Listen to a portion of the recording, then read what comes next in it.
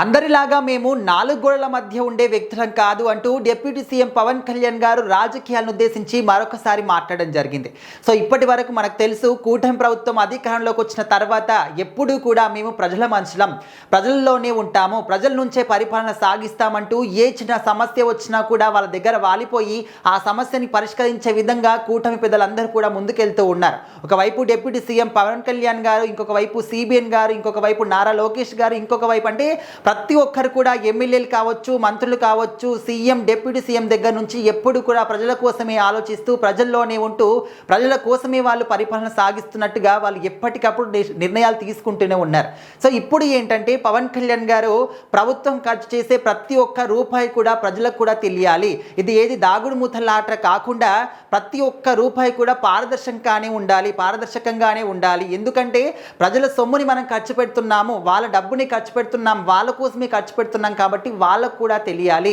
So చాలామంది కూడా డబ్బు కుంభకోణాలు చేస్తారు, డబ్బులు కొలగొడతారు, ఏదో వాళ్ళ గుట్టలుగా స్విచ్ బ్యాంకులో పెట్టుకుంటారు, ఈ విధంగా అనుకుంటూ ఉంటారు. కానీ ఇక్కడ మాత్రం ఆ విధంగా జరగదు.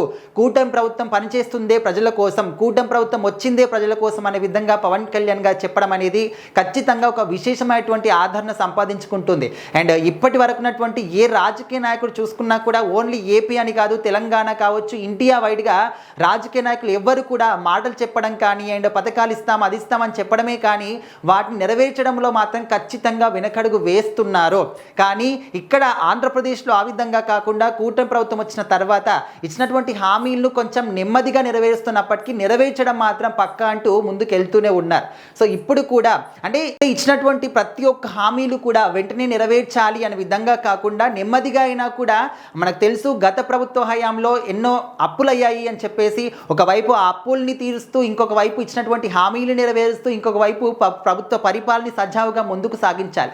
అన్నిటినీ కూడా ఒకే సమయంలో చేయాలి అంటే ఖచ్చితంగా అసాధ్యమైనటువంటి విషయం. కాబట్టి వాళ్ళు నెమ్మదిగా ఇచ్చినటువంటి అన్ని హామీలను కూడా తీసుకొస్తూ ఉన్నారు.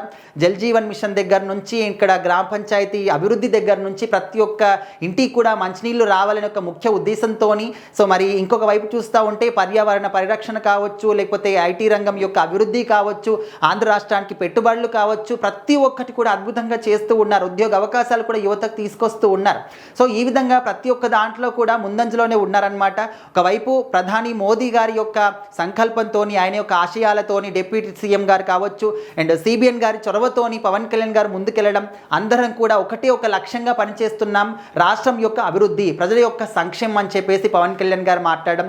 సో అందరిలాగా నాలుగు గోడల మధ్య ఉండి రిమోట్ నొక్కి చేసేటటువంటి ప్రభుత్వం అనేది కాదు, ప్రజల్లోకి వచ్చి ప్రజల్లోనే ఉంటూ ప్రజల కోసం పరిపాలన సాగించే ప్రభుత్వం అనేది అంటూ పవన్ కళ్యాణ్ గారు చెప్పడం. సో ఖచ్చితంగా ఇది ఒక మంచి ఇనిషియేటివ్ అనమాట. ఇదే విధంగా ఉన్న రోజులు కూడా పరిపాలన సాగిస్తే బాగుంటుంది అని చెప్పేసి ప్రజలు కూడా భావిస్తూ ఉన్నారు.